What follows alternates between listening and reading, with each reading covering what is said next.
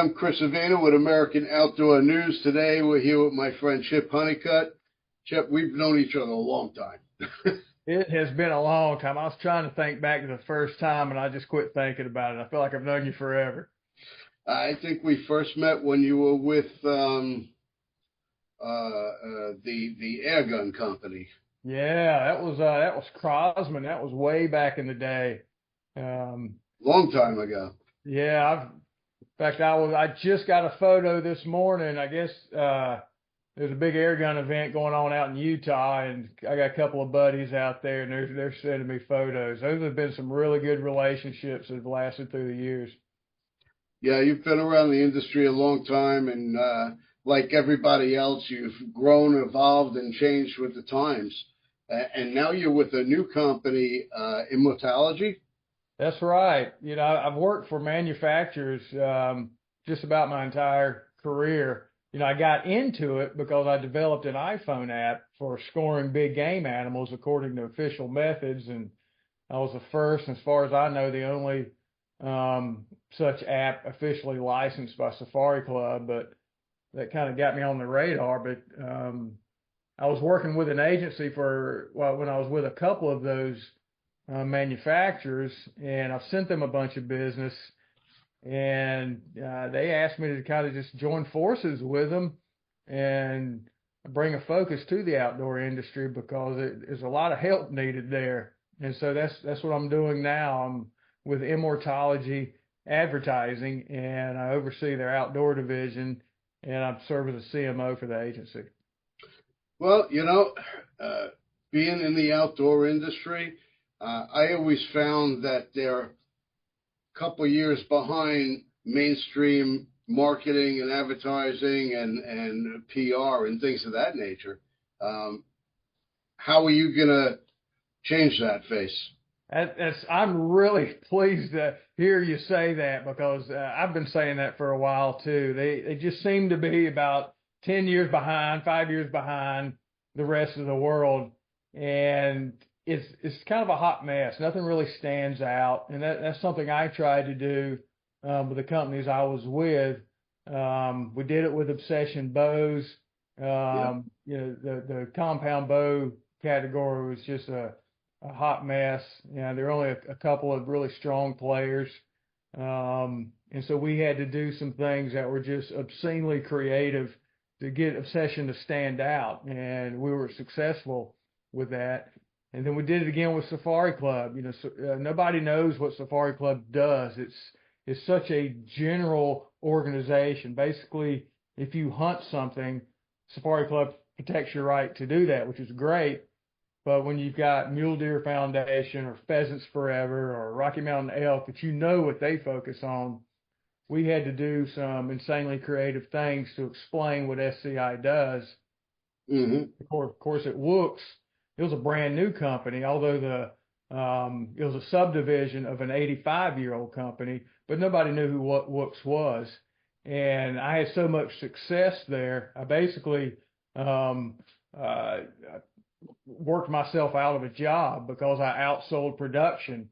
When we sold out of our shotgun furniture in 6 weeks, and they couldn't get us anymore for 9 months, we then turned the focus of our marketing on our stocks, outsold those to the point we couldn't get any for 6 months.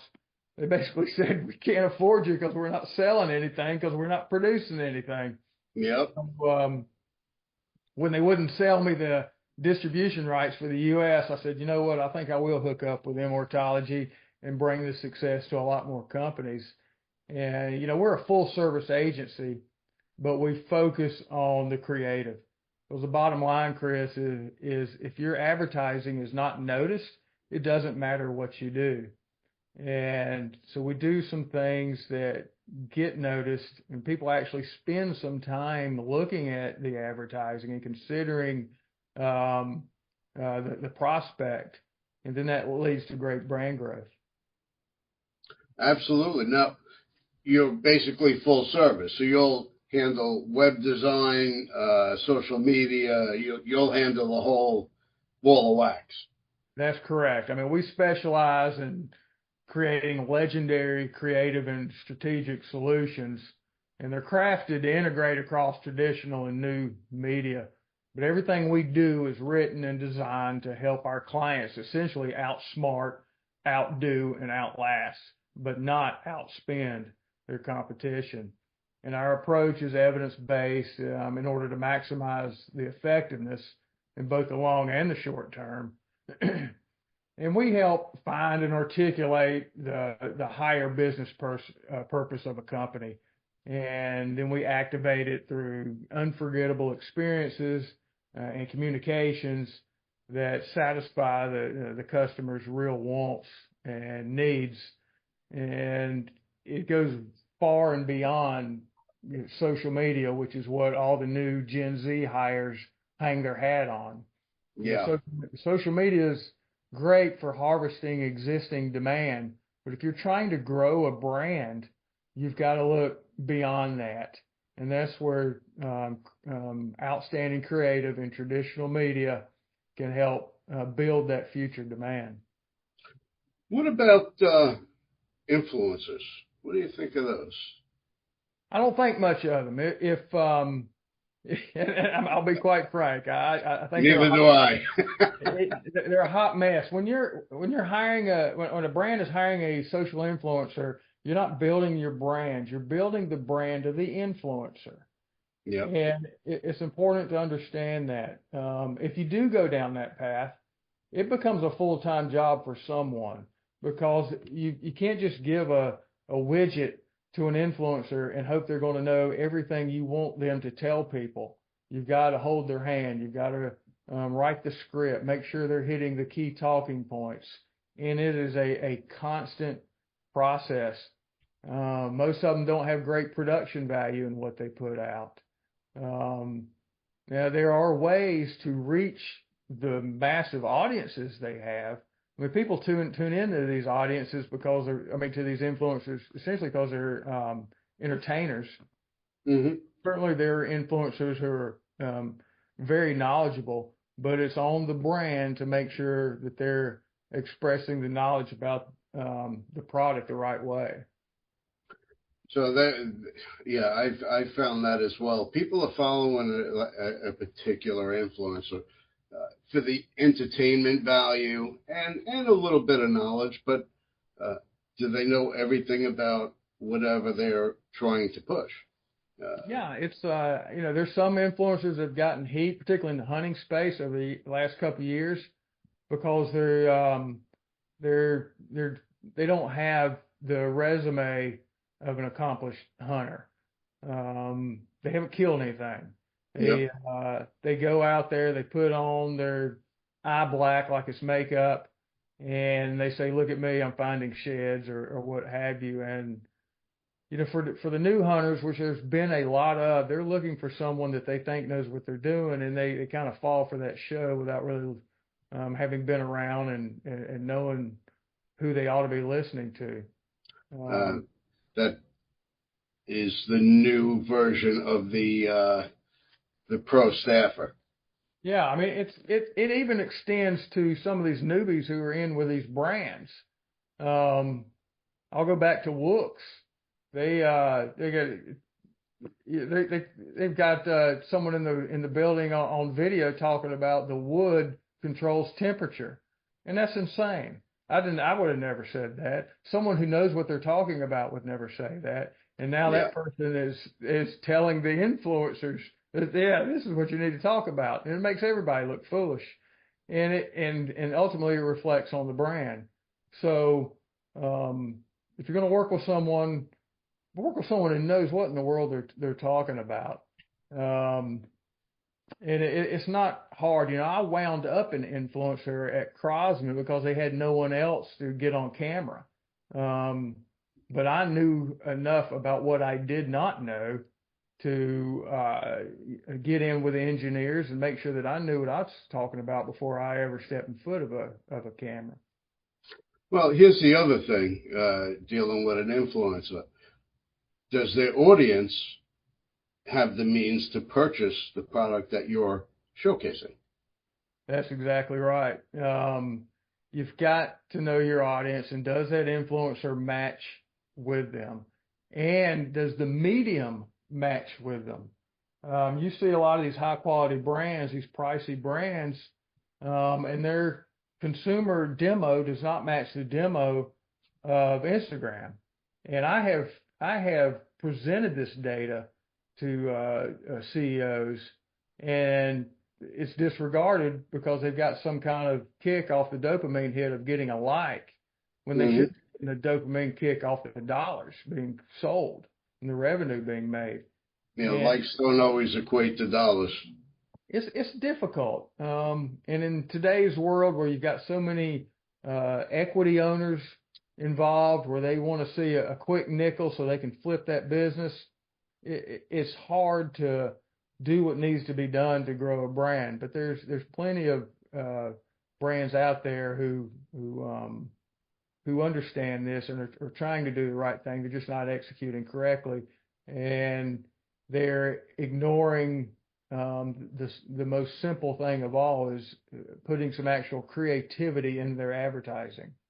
I mean, I cannot remember the last banner ad I saw online. They're completely ignored. And even with good creative, banner ads are difficult anyway. But if you want to get noticed, you've got to do something creative, and that is basically making a brand famous. And that's what we specialize in at Immortology. That's funny you mentioned the banner ads. I actually use them in the magazine, American Outdoor News. I have a couple of banner ads that are stationary throughout the publication. And then I have a few pop-ups that you turn to an article, and a pop-up of a particular brand will come up right in front of you. You want to click on it and check out the brand, you have that option. You want to click out of it and read the article, you have that option as well. Your format is kind of in a I almost say a weird area because it's been around a long time, but it's basically an electronic magazine. And I think that's a little bit different than just constantly scrolling through a Facebook or some kind of news site and banner ads flipping by like billboards on the interstate. So, there's a likelihood if there's good creative in an electronic magazine, they're going to slow down and consider it for a second, whereas they're just zipping through a forum. They're not even going to notice it because they're focused on the content that they're looking for. That's the important thing with any publication. Yeah. You gotta have good content. If you don't have something that's going to capture somebody's attention, they're not going to read it. It don't matter. They're not even going to sign up for your publication. They're going to, if they do and they see it in the inbox, they're just going to delete it. But, it's layout, it's content, and I have a free-flowing layout where you can scroll back and forth, up and down. So it's easy to use. It's very user-friendly. Yeah. One of the neat programs we also offer, this was something that Immortology was not doing before I joined them, but since I'm on board now and I've managed or led marketing departments for several manufacturers, is something we call our CMO to go program. It's Chief Marketing Officer to go program. It's essentially a fractional marketing person, because you got a lot of these brands who can't they're not in a position to afford a full-time CMO in their business, but they need someone to lead that department. And so this program we will dedicate time to their needs, whatever they may be. They may be as simple as just leading some graphic designers that are already on staff there. It may be as broad as coming up with their budget and their strategy and the tactics to execute that strategy for the year. So depending on what those needs are, we'll dedicate some time, and you get to pay a lesser amount than you would, say, a full-time person, but you get the same amount of expertise. So it's like hiring a consultant. Exactly right. If they're going to work 50, 80 hours a month, that's what you're paying for. That's exactly right. And the outdoor industry is funny. I've seen marketers come in from outside the industry, from like office supplies or the tool business, and they bring them in, and Chris, I cannot explain why, but they just can't figure out the outdoor consumer, and they have trouble. And I do think it's not having a background in those activities. Maybe they've never picked up a fishing rod or a rifle or a bow or what have you, and they don't understand the mindset. So having someone with that kind of practical experience and then the professional experience marketing to these people, that CMO to go is a really nice tool that we offer. It sounds like a really good idea, and I'm sure there's a lot of companies that can use your expertise, but can't afford you on a regular basis. Sure.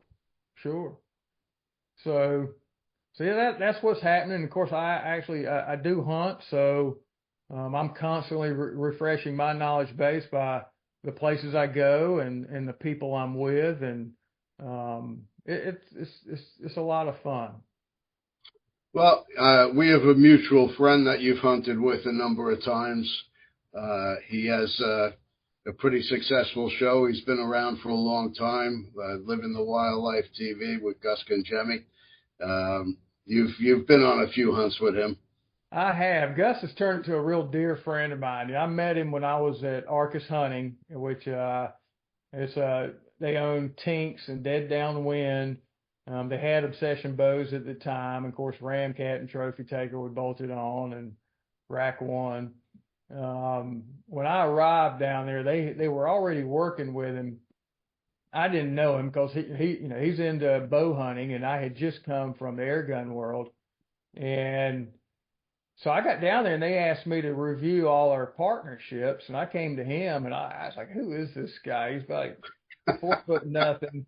He's from the Bronx or something, or Brooklyn. I didn't know who he was, but his social following was unusual in that it was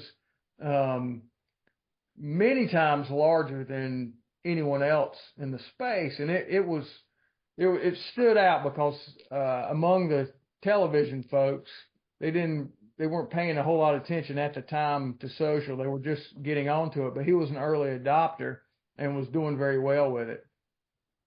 And then I started looking at some of the content he was putting out, and his production value was over the top. It was much better than folks were putting out.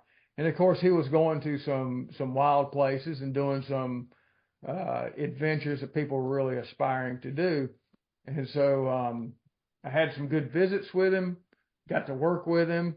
He was very easy to work with. If I needed anything, he was willing to go do it, and he would do it exceptionally well. And then he just started sending more content.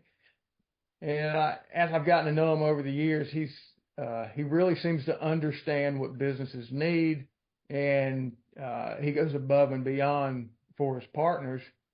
Mm-hmm. But the personal time spent with him has been really special. He's a smart guy, very willing to lend his expertise and thoughts on hunts. When I'm thinking about going somewhere, he's always pretty quick to remind me what to take, what not to take.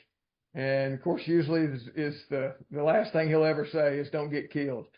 So it's just "Don't die." That's usually the last text I see before I jump on a plane. So I was like, "Thanks, Gus, for the encouraging words." That's right. Yeah, Gus is the real deal. He's been on some real serious hunts. His videography and his graphics are really outstanding, and his followers are real. They're real loyal followers. They'll interact, and if he's posting something about a product, he's getting a real response. It's not just likes. It was interesting when I was working with him when I was at Wooks, and of course Wooks was a gun company, right? But we did have cutlery, so I was working with him on knives and axes. But it was basically just to get photography because they already had an existing relationship with Outdoor Edge. Well, then Outdoor Edge gets bought by Real Avid.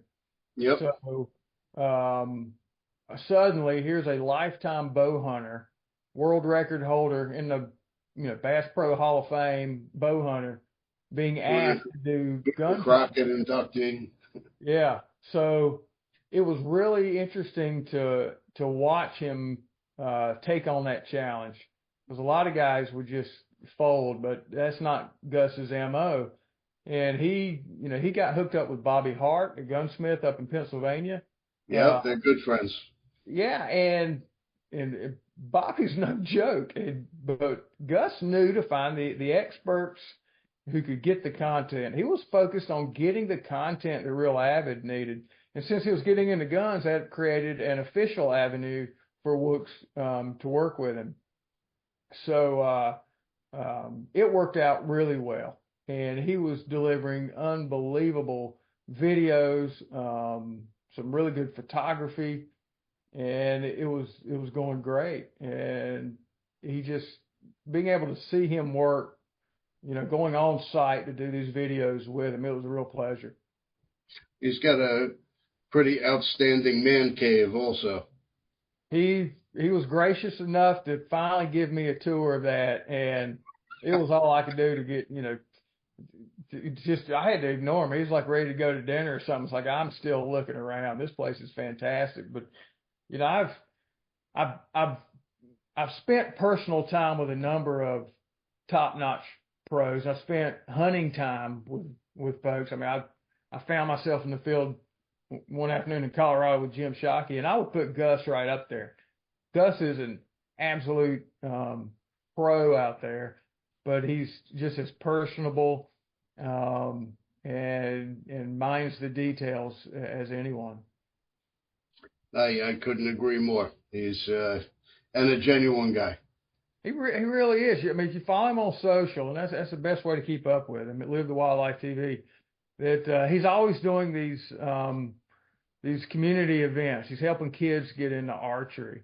He's raising money and I mean, just this week he had a bunch of photos of some folks fishing, and Gus isn't in any of them. It's just some folks out fishing, and it's really nice to see. He's a real solid dude. It's funny. The first time I really met him, I went to do an interview with him, and we went to the man cave, and I just set up the camera, and I said, okay, let's just, freestyle dialogue and see where it takes us. And he cracked open a bottle of bourbon, and I stayed at my club that night, which was, about 10 miles from him. Looked at some of the video the next day, and I'm like, Gus, we can't use any of this. The bottle of bourbon was gone, and it was a funny first introduction to Gus because we really had a great time, and couldn't use any of the interview. It was two New Yorkers together. The language was flying, and it was. Yeah, we couldn't use any of it. Yeah, he doesn't sugarcoat anything. I would have loved to have been in the room for that conversation. And he's introduced me to some exceptionally fine people as well. I stumbled into an invitation from him to this turkey camp up in New York, and oh, sure. The hosts are unbelievable. And of course the other people that come in, they're the top business people in the industry and from all facets of the industry. And yep. It's really fascinating. And then there are the days where he took me to bear camp here in North Carolina. I grew up in North Carolina, but I'd never been bear hunting. And when he got wind of this, he's like, "Oh, we're going." And next thing I know, he's bought me this briar-proof shirt, and I'm waist deep in water in a dismal swamp and chasing bears, and it was just an adventure that I'll never forget. And I got old Gus to thank for it. Well, since then you've been on some serious hunts yourself. You've done a lot of destination hunts lately. I did. It started, I think, in 2012. I was at an event at Childress Winery raising money for NSSF, and it was bad weather was forecast. And so half the people didn't show up. There was a live auction, half people didn't show up. Then as the storms actually rolled in, more people left. So by the time this New Zealand hunt came up for bid, nobody was bidding on it. So here I am, little guy working for an air gun company. I start raising my hand. Next thing I know, I wanted to stay hunting to New Zealand. And that started, this yearning to go beyond my backyard, get outside the county and go do things. And then Yep. Dave Poteet invited me up to Canada in 2014 for my first bear hunt. It was black bear. I didn't know what I was doing. We were hunting from the ground. It was unbelievable. Bears coming right up to you. And I killed a bear, and I was so excited. And Dave was so excited for me. It was my first one. But now having killed, I think, 8 or 9 bears, that thing was tiny. And I still tell Dave today to thank him so much for making that first experience so special, even though now I knew that he knew then that was not a great bear, but he just made it such a wonderful experience. And that's why I go out there, is that it's not the act of killing something, it's the entirety of the experience. That Buck Country Outfitters is outstanding outfitters. It's family owned and run, and they made it such a wonderful time. And then the people in camp I was with, it was wonderful. And so that just kind of led me down a path. I figured out you can find some good deals at auctions if you know what the regular costs are. And so I've fallen into some auction hunts, and then I've just outright just decided I needed to go to some places. But a couple of years ago, I had a grizzly bear hunt, which I'd wanted to do for years, and a buddy needed a 4th to fill out a group. And I went, and it was just a bad experience. I mean, hunting is hunting. The river was jammed up with ice. The water was flooding the beaches where you typically find the bears. And at that point, the outfitter didn't really know what to do, and we couldn't get where. Anyway, it just turned into. I wasn't really impressed with the outfitter after that, so I got frustrated. Said, I'm going to focus on bears. And so I went to Croatia in March of this year and got a European brown bear. And then I just went back to Buck Country last month and got a nice black bear. And then I'll be going to Kamchatka, Russia in late July for a brown bear. So I am jammed up with bear stories this year, and it's been nice. I think last year I went to Spain and got my Spanish ibex slam. I went in the spring, and got the Besiti and the Gritos, and then went back in the fall and got the Ronda in the southeastern. A couple years before that, again, it was another auction thing. I won a mid-Asian ibex hunt in Tajikistan. And of course, the way these auctions work, they try to upsell you. And well, it turned out, coincidentally, that Marco Polos were hunted out of the same camp at the same time of year. So, oh, wow. So I added Marco Polo. There's no sense going all the way around the other side of the world and not doing it. So that was an absolute epic trip. Yeah, the Marco Polo is a beautiful animal. It was stunning. It's of course, that sheep is still stuck in Canada right now and waiting for import. We moved it out of Tajikistan, got it to Canada, and from what I understand, they're starting to clear the backlog of these. I hope to have it soon. And the ibex is currently at Monarch over in Montana getting mounted. Nice. It's been a nice run, but I still, my favorite hunts are the ones where I've got friends with me. And there's a couple of guys I met during my pro rodeo days in Colorado, and a very good friend is a rancher who lets us hunt his ranch. Occasionally we'll help him do ranch stuff. But I drew tags this year for antelope and mule deer, and I'll go back out there. And then a high school buddy texted me last week wanting me to go on a pheasant hunt, and I haven't seen him actually since high school. So my October is going to be pretty jammed up, hanging out with some really good friends and doing some hunting in the meantime. That's half of hunting, hanging out in camp with your friends and swapping lies and competing for the bigger animal, and it's just that's part of the whole experience of the outdoors. It is. It's when I post about them, you won't ever see me talk much about the actual kill until probably the last picture or so.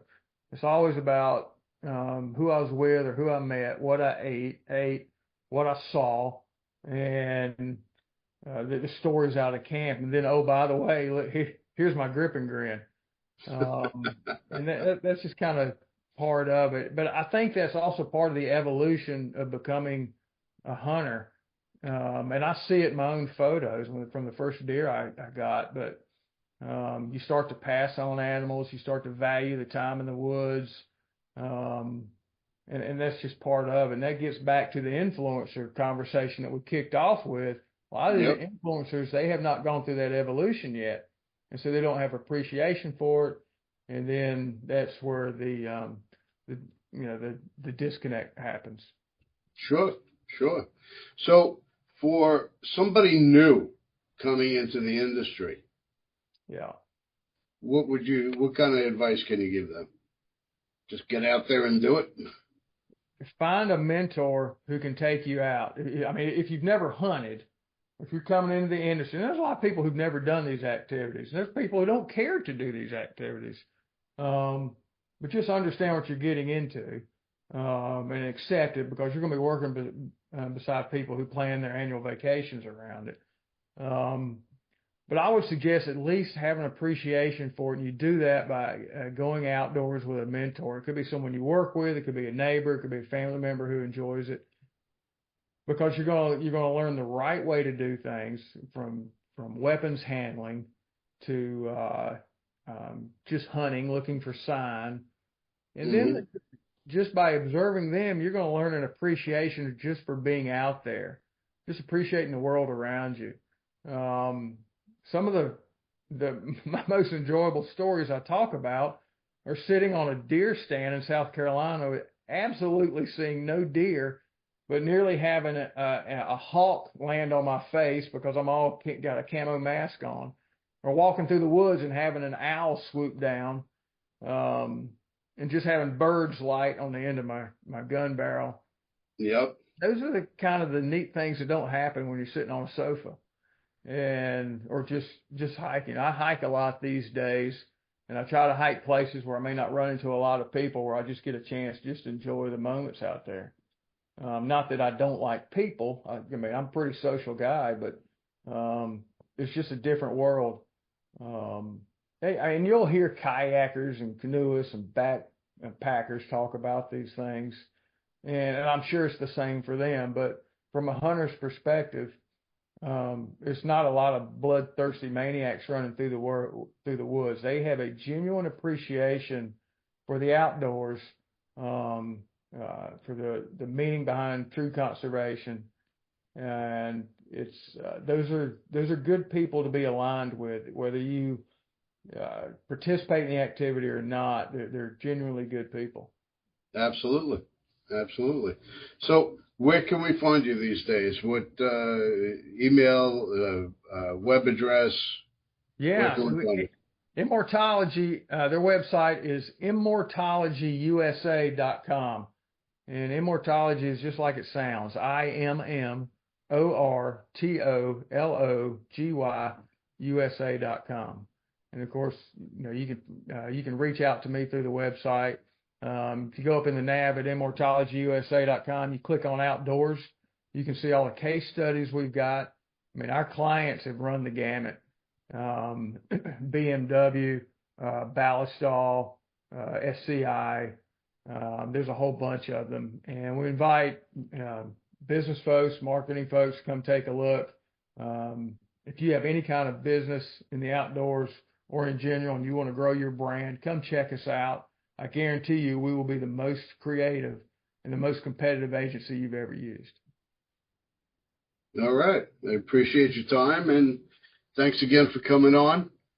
take a look at the website and go from there. Sure. Well, Chris, I appreciate you having us on, and it's always good to see you, my friend. I'm sorry I missed you at NRA. I was like a long-tailed cat in a room full of rocking chairs down there running around. I hear you. I hear you. It was a good trip, though. Oh yeah, absolutely. I'll see you at the next one. All right, man. Take care. Thanks.